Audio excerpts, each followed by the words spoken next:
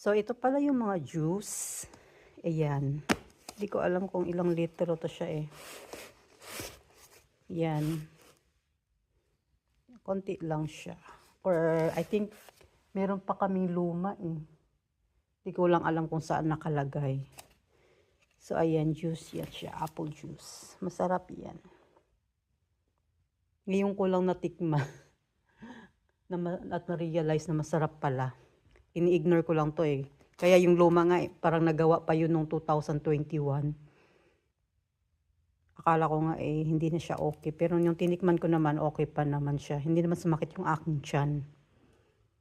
So, yan. Marami kasing binunga this year. Unlike last year, walang masyadong bunga.